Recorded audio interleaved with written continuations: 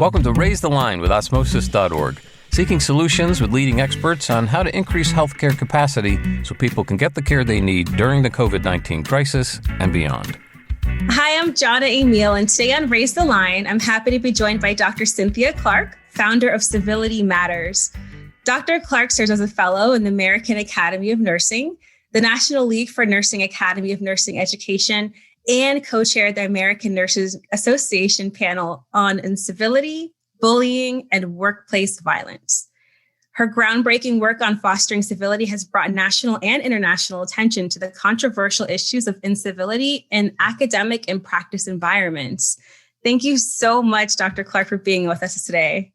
I first just want to say hello to you, Jenna. Thank you so much for the opportunity to be part of Raise the Line. I'm just so delighted to be with you and our listeners today. Thank you for that. I'm really, really excited. Honestly, anytime I can speak to another nurse, I'm just excited in general about that. But I'm super curious to hear, about yourself and your background and really what led to your interest in nursing education. Oh, wow. So first of all, my nursing career began more than 3 decades ago. So I've been a nurse a fair amount of time. And before I started teaching at the university, I worked as a behavioral health nurse. And my specialty was in adolescent mental health and substance abuse disorders. Many of our clients had a long history of violence and substance abuse. A lot of them had been neglected, abused, abandoned. Some had committed offenses so severe that they were facing lengthy detention or incarceration. So our mental health team utilized a strength-based approach to treatment planning for our clients to help support them toward a positive and productive future. Because honestly, and maybe you have some familiarity with this, often our clients were told things like this: "You're a waste of space. I wish you had never been born. What's one more dead gangster?" These are powerful, penetrating, and damaging messages. So it was our job to help the kids identify their strengths, what was right about them, what was good about them. And so being a member of that high-performing team and working with youth who were facing a lot of difficult challenges, that really significantly informed my clinical path, my program of research, and I became really dedicated to preventing and addressing incivility and other forms of aggression, and really fueled my passion for this topic. So I did that for more than a dozen years, working with teenagers, and I was having a great time being a nurse manager in behavioral health. But then I was approached by a nursing professor from the university, and she said, "Hey, I think you ought to apply for this faculty position in the nursing program." I'm like, "What?" So at first I thought, "Oh, you got to be joking, right?" But over time, she convinced me to apply for the position. So after a series of interviews, and much to my surprise and really delight, I was hired for a faculty position, and I thrived in that role for about 20 years. So it was really awesome and extremely fulfilling. So that's how I ended up in nursing education.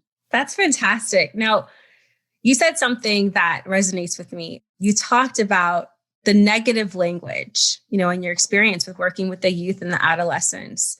And the one thing that I think about that comes to my mind immediately as a registered nurse and as a nurse educator is that same type of negative language that unfortunately has been said too many times throughout nursing. I think about nurses eat their young. I think about the students who are enrolling into a nursing program today and have an orientation and hear comments like, look around, these people aren't going to be with you to the end. And I'm curious, how does Civility Matters and your passion really around this and your posture around this, how does this translate in nursing education? Yeah, well, what a great question. So as a behavioral health nurse, I have really long been intrigued by human behavior. and asking questions about why do people do the things they do? And maybe including, and perhaps even more importantly, what are the ways that we can prevent and address these problem behaviors? And instead of separating us, creating a sense of unity and inclusion and high performance. So I mentioned my work with the teenagers. That really fully informed my research agenda. So during the early 2000s, I really started to study this in earnest, incivility, bullying, workplace aggressions, and investigated ways that are evidence-based that we can prevent and address the problem. So I started Civility Matters shortly after that and have continued to really pursue this with a deep, really compassion and passion that has extended well beyond the academic setting into the practice setting, especially when we're talking about patient safety issues being at stake because we are, maybe demeaning or demoralizing one another. And so what began as just a simple question, really, but an important question about what motivates human behavior turned into this lifetime commitment to my mission, which is to lead the Coalition for Change, to build communities of civility and inclusion so that every one of us, all of our lives can be improved and ultimately to make the world a better place. May sound grandiose, but I firmly, firmly believe that. Yeah. So talk to me a little bit about that Civility Matters. How do you explain that? What is Civility Matters and how can Civility Matters help us in the workplace and help us in these academic settings?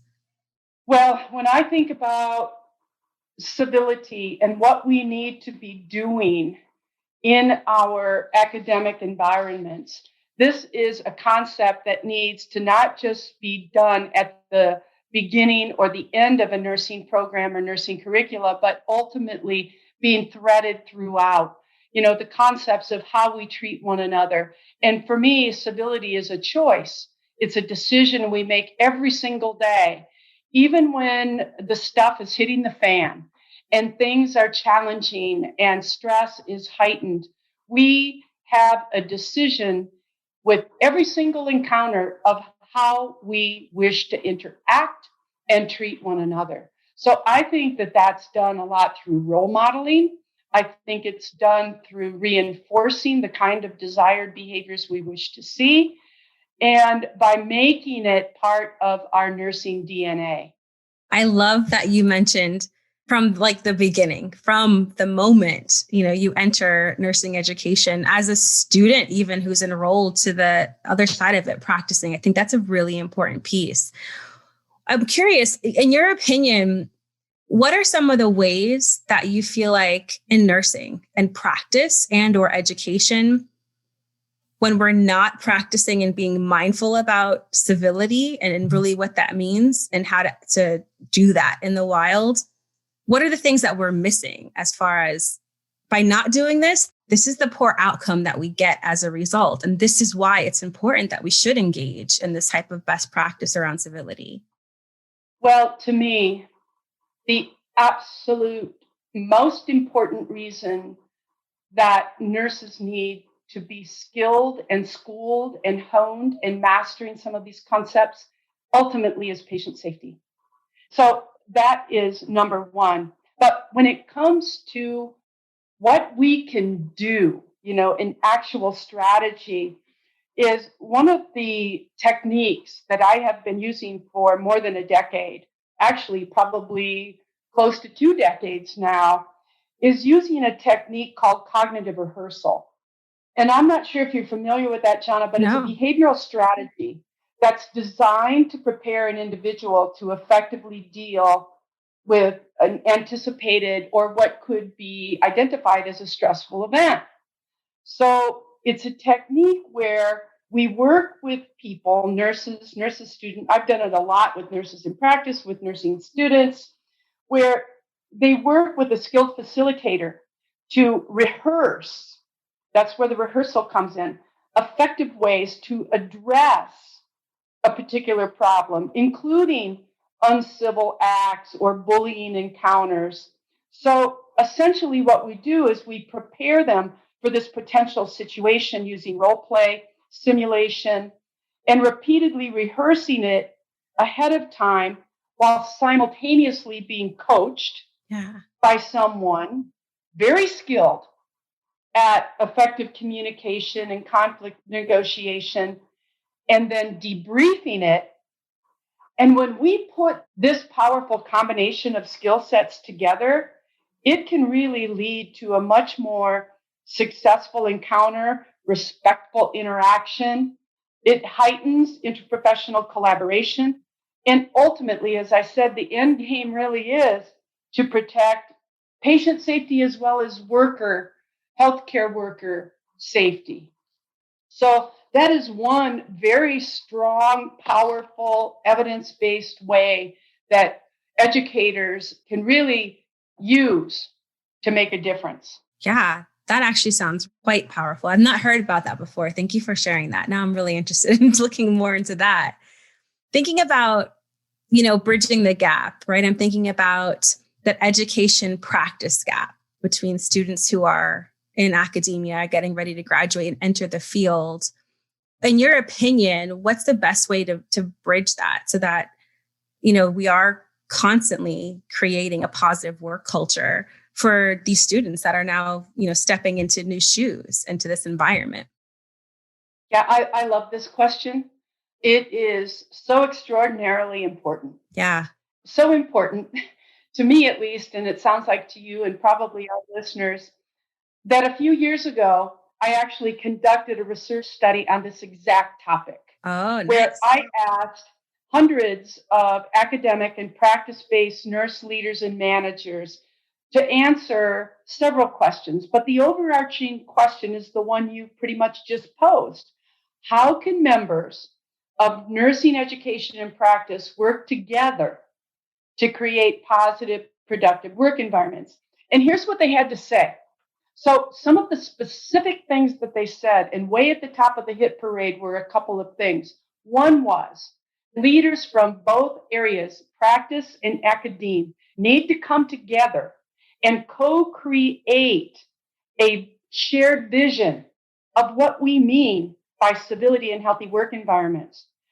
Simultaneous to that, they said we need to work together to co-create nursing curricula that emphasizes the importance of healthy work environment, that we need to adopt and implement codes of conduct, team charters, implement policies and procedures that promote a healthy work environment, provide civility education and practicing and reinforcing. I can tell you from my work, two extremely important areas that I spend a good deal of time, and that is how we're going to improve our communication skills and our conflict negotiation skills, and that we need to be very intentional about our hiring practices, who we're bringing in, and thinking about bringing folks in with civility and character and teamwork in mind. Other things that I learned from this research and through my own practice is that other strategies included that we need to be holding ourselves and others accountable for displaying the kinds of behaviors we want to see. We need to step up and advocate and be allies and upstanders for those who are targeted by incivility and other acts of aggression. And I think we'll probably get into this a little later, but the absolute importance of implementing stress reduction strategies and building resilience capacity. And a couple other things to think about. I also asked them, what are some of the essential skills that our learners need to be learning in nursing education? And they emphasized a lot of those things that I just mentioned. But one of the things they said is that they need to learn to negotiate conflict and to use effective communication in real time. Yeah. In real time, so that when we see these conflicts occur, maybe one member of the healthcare team diminishing another, say at the nurse's station, and berating or bullying, Let's deal with that in real time and including our nursing students. And that means faculty and nurse managers working together to help educate staff and nursing students on these very important real-time issues. The listeners can't see me, but you can see me, Dr. Clark. And I'm like slow nodding yes to all of this and like this, the most powerful way, because this is powerful stuff. And what you just shared with us is some big, big gems. And I think about, why does it take so long? I'm curious, like in your expert opinion, why did it take so long to get to this point? And I'll just use nursing, just as an example, to really have these conversations in a transparent, real speak, let's call this out and address it type of way. What do you think about that? I think it has taken some time. My perspective on it, since I've been literally really saturated in this topic for more than 2 decades. Yeah. Or about 2 decades, I guess. And if we go back, as I said, into my work with teenagers, this has really been the pathway of my life. Yeah. For even longer. And I think for a long time, especially when I first started, people didn't want to talk about it. They wanted to bury their heads in the sand. They would want me to come, have conversations with, say, their faculty team or whatever, but they would say, don't tell anybody you're coming, as though my presence would insinuate that there's a problem. And I think that we have begun to say, no, there may be some warts and wrinkles, but it's going to take all of us individually and collectively to change the tide and to turn the ship around in the harbor. And I see that happening. I am extremely optimistic. The body of research on this topic is growing. Our intervention studies are becoming more plentiful. We know what some of the best evidence tells us. And I am thrilled to be part of this coalition that is leading this change. It's a humbling position, but it's also a great honor. Yeah, I can't tell you enough, just really how exciting it is to hear about these efforts that your coalition is really taking on. It's so necessary. Late or not, it's so necessary. And something that you alluded to before, when I think about where we are now, right? The COVID crisis. And it's revealed a lot of things about our healthcare system. But one of the topics that seems to float to the top most often in our field is just our mental health, right? Our own mental health and dealing with this as these frontline professionals.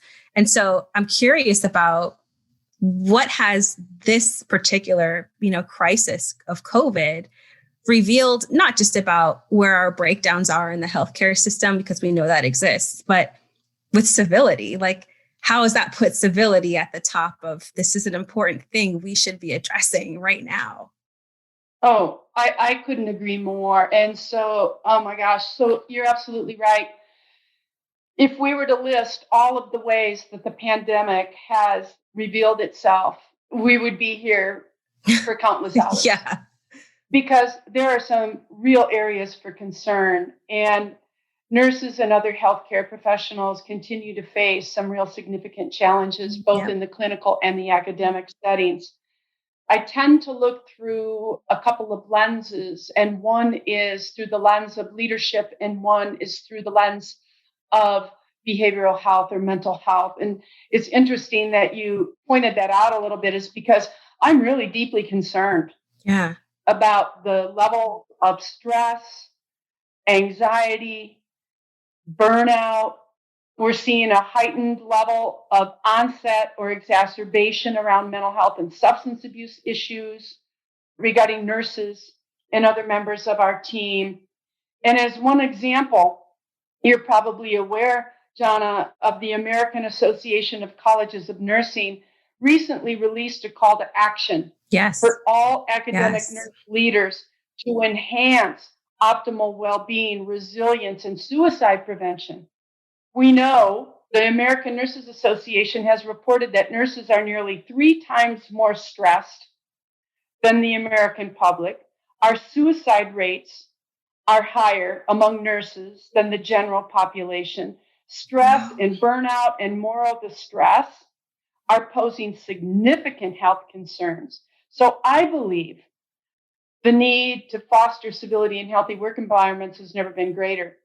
I agree. When we add to the stress of the pandemic by having workplace incivility, we're really ratcheting things up, because no matter how we measure it, and I'm talking incivility, no matter how we measure incivility and its linkage to stress, whether we measure it qualitatively, quantitatively, mixed methods, biomarker studies, there is an undeniable link between stress and incivility. So in other words, when stress levels are high, the potential for incivility also rises.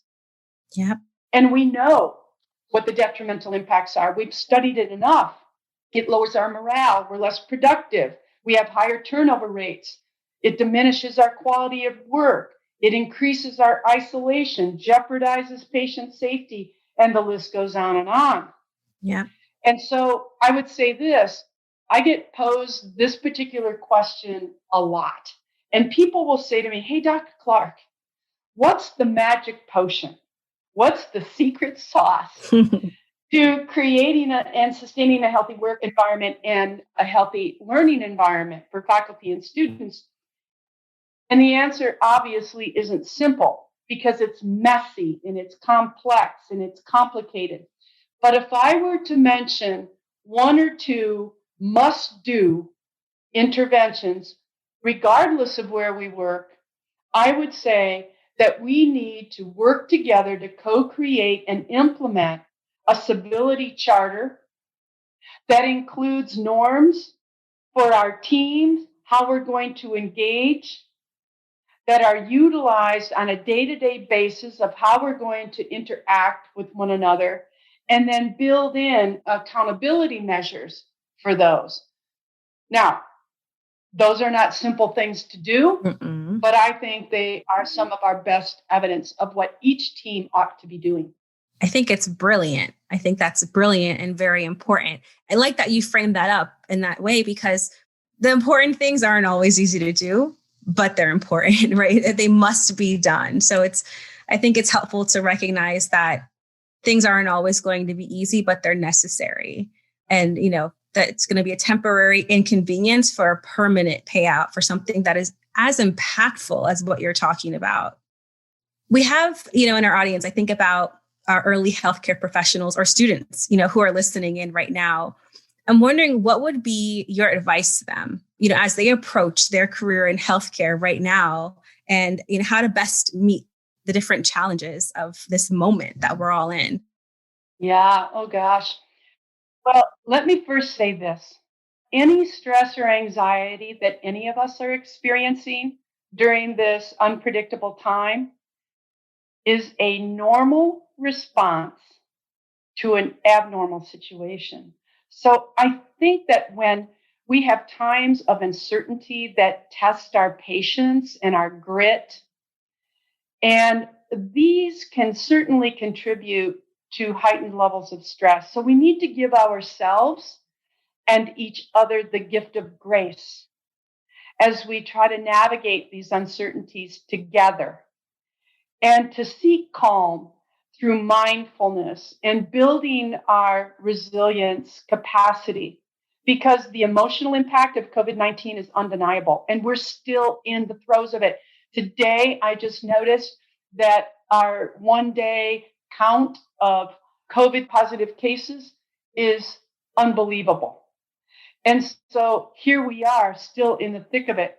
And so we need to be integrating self-care and wellness activities into our daily lives, because we need to be healthy and we need to take care of ourselves. Jana, here's the other thing. I also believe in the power of sharing our stories. Yeah. To reach out to others for support, because none of us needs to do this alone. It's important for us to take time to let others know, hey, I might need to take a break, or I might need to reach out to you, Jana, my colleague, for support. This is not a sign of weakness. This is asking our colleagues or our classmates to help us fulfill basic human needs.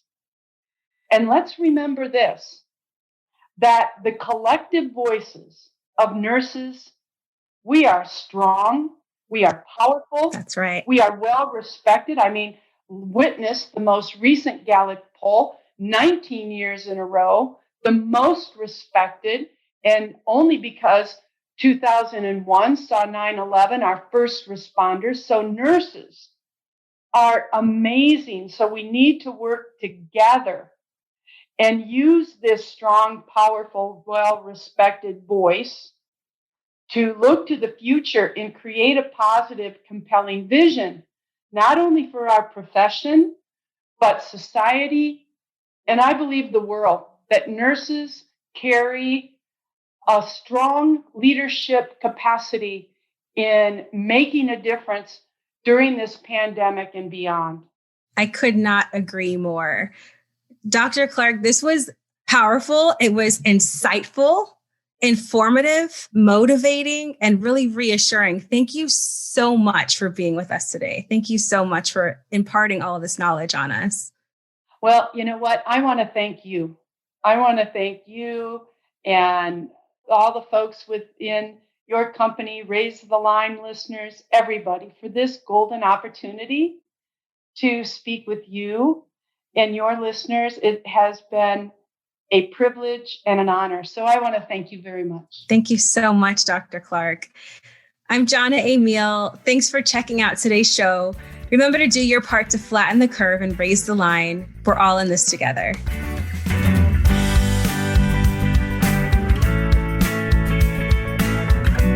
For more information on how you can help raise the line and flatten the curve, go to osmosis.org/COVID-19. If you like this podcast, please share it on your social channels. You can also subscribe to the series and check out all of our podcasts at osmosis.org/Raise the Line Podcast.